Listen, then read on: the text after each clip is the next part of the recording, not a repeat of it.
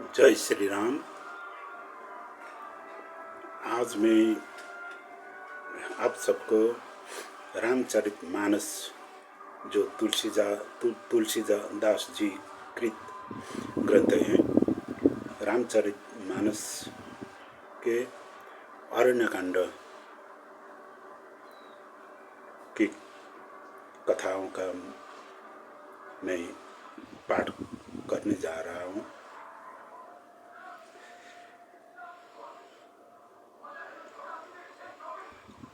चित्रकूट में बसकर रघुनाथ जी ने बहुत से चरित्र किए जो कानों को अमृत के समान हैं। फिर श्री राम जी ने मन में ऐसा अनुमान किया कि मुझे सब लोग जान गए हैं, इससे बड़ी भीड़ हो जाएगी। कभी कभी हम भी ऐसे करते हैं, जब उस स्थान में रहने को हमें कुछ कठिनाइयाँ भुगतना पड़ता है तो हम वहाँ से फौरन दूसरे जगह चले जाते हैं। ये सिर्फ हम नहीं करते, भगवान के समय भी भगवान भी ऐसे करते थे। सब मुनियों से विदा लेकर सीताजी सहित दोनों भाई चले। जब प्रभु अत्रि जी के आश्रम में गए तो उनका आगमन सुनते ही महामुनि हर्षित हो गए। उन लोग कहाँ गए? जब श्री राम जी, सीता और लक्ष्मण चित्रकूट वन में रहते थे तो वहाँ ज़्यादा भीड़ होने की आशंका श्री राम जी ने किया और पास ही के महर्षि अत्रि और अनुसुईया जी के आश्रम में चले जाने की इच्छा प्रकट की। तो वहाँ से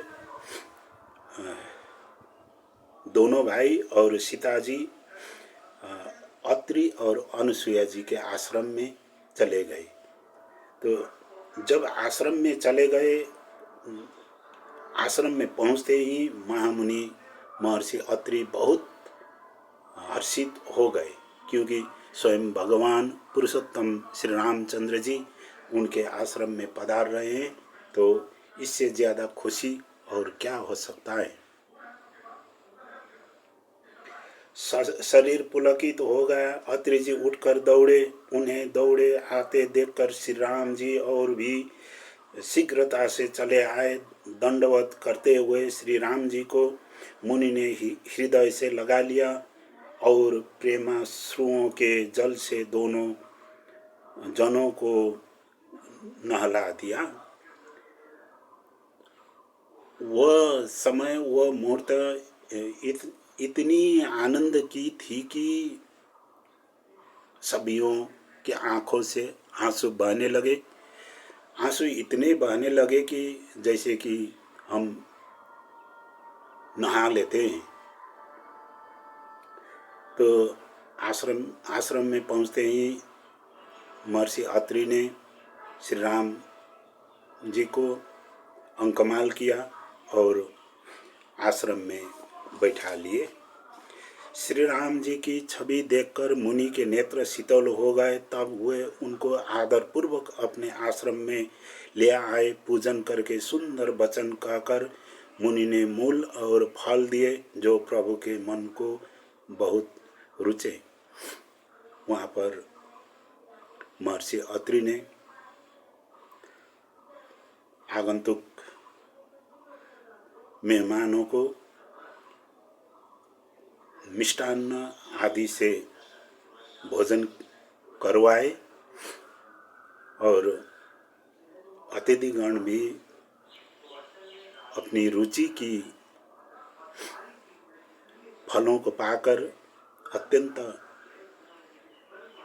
हर्षित हुए। प्रभु आसन पर विराजमान है। नेत्र भरकर उनकी शोभा देखकर परम प्रवीण मुनि श्रेष्ठ हाथ जोड़कर स्तुति करने लगे। हे भक्तवत्सल, हे कृपालु, हे कोमल स्वभाव वाले, मैं आपको नमस्कार करता हूँ। निष्काम पुरुषों को अपना परम धाम देने वाले आपके चरण कमलों को मैं भजता हूँ।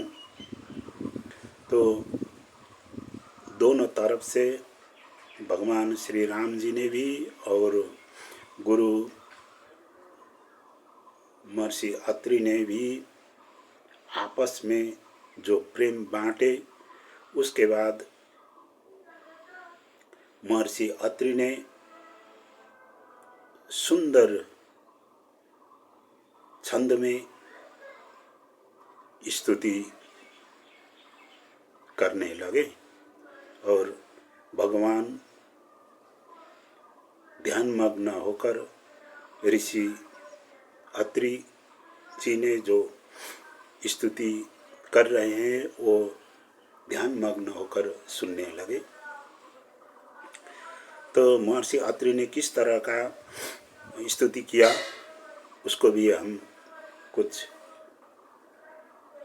सुनेंगे।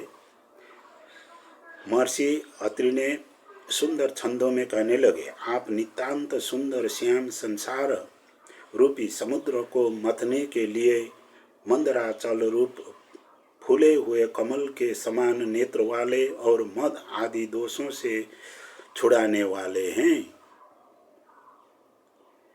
हे प्रभु, आपकी लंबी भुजाओं का पराक्रम और आपका ऐश्वर्य अप्रमेय है।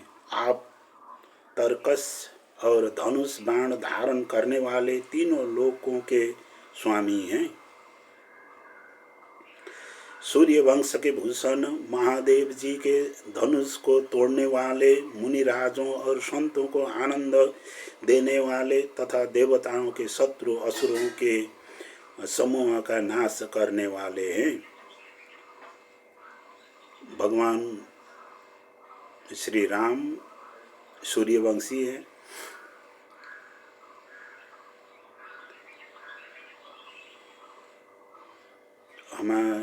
हमारे समाज में सूर्यवंशी और चंद्रवंशी मुख्यतः ये दो वंश को हम जानते हैं। जैसे कि सूर्यवंशी में राजाओं की जन्म हुई थी, इसी तरह चंद्रवंशी में भी हमको कुछ राजाओं मिले हैं। आप कामदेव के शत्रु महादेव जी के द्वारा बंदित ब्रह्मा आदि देवताओं से सेवित विशुद्ध ज्ञानमय विग्रह और समस्त दोषों को नष्ट करने वाले हैं। हे लक्ष्मीपते, हे सुखों की खान और सत्य पुरुषों की एकमात्र गति, मैं आपको नमस्कार करता हूँ। हे सचीपति के प्रिय छोटे भाई स्वरूपा शक्ति सीता जी और छोटे भाई लक्ष्मण जी सहित आपको मैं बजता हूँ। ये स्तुति है।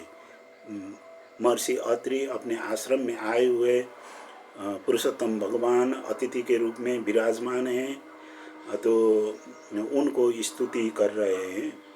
जो मनुष्य मत्सर रहित होकर आपके चरण कमलों का सेवन करते हैं, वे तर्क वितर्क रूपी तरंगों से पूर्ण संसार रूपी समुद्र में नहीं गिरते। जो एकांतवासी पुरुष मुक्ति के लिए इंद्रियादि का निग्रह करके प्रसन्नता पूर्वक आपको भजते हैं, वे स्वकीय गति को प्राप्त होते हैं। उनको जो एक अद्भुत प्रभु इच्छा रहित ईश्वर आपका जगत गुरु सनातन तुरीय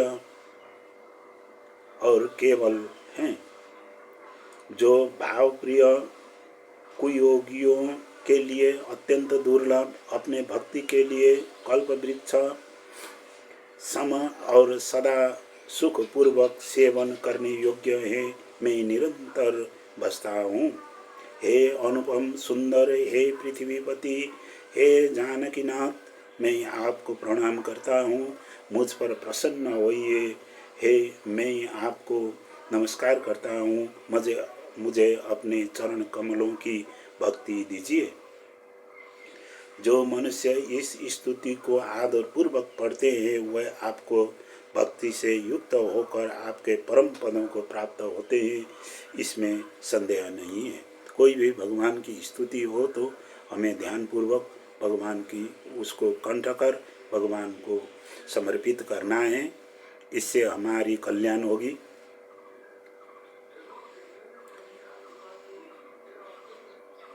मुनि ने इतनी करके फिर सिर नवाकर हाथ जोड़कर कहा, हे नाथ, मेरी बुद्धि आपके चरण कमलों को कभी न छोड़े। इस तरह भगवान श्री रामचंद्र, सीता जी और लक्ष्मण जी जब चित्रकूट वन से महर्षि अत्रि और अनुसुईया जी की आश्रम में पहुँचे तो वहाँ दोनों तरफ की संवादें हुई थी, बातचीत हुई थी और महर्षि अत्रि जी ने भगवान श्री राम को इस तरह स्तुति किए थे। उसी तरह अनुसुईया जी, महामाता अनुसुईया जी ने भी सती सीता जी को आश्रम में वधू शिक्षा, एक सुयोग्य बहू कैसे बन पाएंगे, इसकी उपदेश की थी। ये सब रामचरितमानस की अरण्यकांड में तुलसीदास ने लिख दिए हैं। तो आप सबको मैंने ये रामचरितमानस की अरण्यकांड की कुछ दोहाएं सुनाने की कोशिश की। जय श्री राम।